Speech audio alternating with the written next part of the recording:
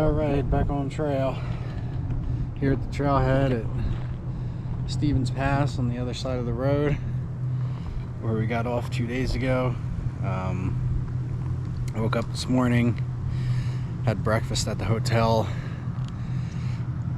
got the rest of my shit together, and went up to the roundabout on the outside of town and got a hitch from a gentleman who wasn't even coming this all the way to Stevens Pass, but decided to bring me the whole way here. I actually shared a ride with Cece. We got the ride out of town together, so we're both here getting ready to get started for the day. It was a nice stay in Leavenworth. I wish I could have stayed longer. I thought about staying another day. I always think about staying another day in towns, but especially that town. It was a lot of fun, a lot of good places to eat and things to do. But we got to get back to it. Unfortunately, it's much colder up here than it was in town, and it is quite cloudy. Weather forecast says there's chances of rain all day long, and I really hope we get lucky. It was supposed to rain this morning. I think it was supposed to rain last night as well. Haven't seen any yet, but it definitely looks like it's coming, and it's going to be some cold rain, I think, if that's the case. But anyway, we are getting ready to get started here. Just soaking our lunches and gotta get on the move again, I guess.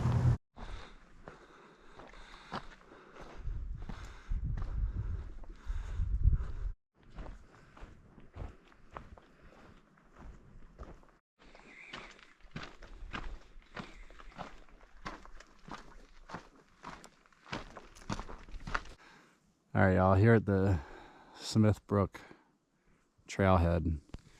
PCT goes that way. This is where one of the reroutes starts. So there's an official reroute that the PCTA recommends us taking to get around this fire closure that's up ahead. This PCTA reroute is, I think, about 67 miles. It is supposedly very rugged, difficult terrain, lots of blowdowns, very slow going. It's not an easy hike, you know, a lot of bushwhacking, things like that. Very unmaintained trail. That's why most of the people around us have skipped up to Stehekin. However, our friend Diesel, who we hiked around for a while, he actually created a different route that he came up with on Gaia.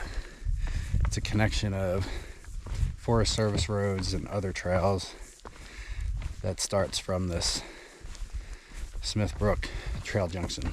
Even though it'll still be like 30 miles longer than the actual PCT route would be, his reroute is shorter than the PCTA reroute. The terrain shouldn't be quite as rugged because of a lot of the Forest Service roads and things. There's still a lot of elevation change,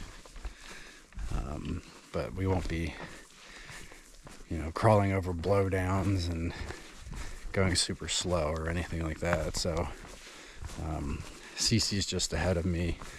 Both of us decided to take this route instead. Maybe see if we can shave off some time rather than taking the longer, more rugged route.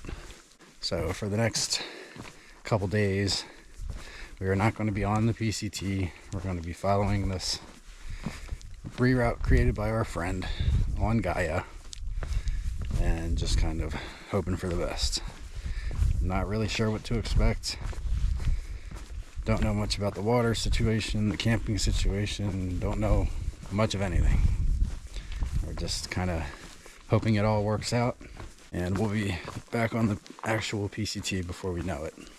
I've heard from other hikers that did the actual PCTA suggested reroute, and they did say it was pretty rough. Like, they were happy that they were able to keep their footsteps continuous through this stretch, but they said it just was not a route that they would ever want to hike again. So I'm glad that we have this option. We've given it to a handful of other hikers, and I don't know if they're going to take it or not, but we'll see if we see anyone else out here. I've also heard about many other hikers actually just continuing on the PCT and hiking through the closure. Apparently the fire situation is kind of calming down. It's nowhere near the trail. There's just a lot of signs that there was a fire there, so I don't think there's anything unsafe about taking the PCT through this stretch. The main problem is that we've also heard about hikers getting their permits revoked and $5,000 fines for going through that section. Now, I don't know if those rumors are true. There's a lot of fear mongering on this trail, and I have a feeling that it's probably what all this is, but if it is true, I'm not really willing to take that risk. I did think about it, you know, just saying fuck it and going for it, because the fire closure is only 31 miles total. So we're doing these crazy long reroutes just to get around a 31-mile closure. It just feels so stupid, but you get 31 miles done potentially in one day. So I did think about just saying fucking it, sending it through and taking that risk, but after thinking about it, it's not worth it. So here we are. I'm also not recommending ever walking through a fire closure. The only reason that I even thought about possibly doing it is because someone that I know personally did it, and they said it was fine, and they recommended that I do the same, but I don't know. I'm not always the luckiest person in situations like that, so I'm not gonna take the risk.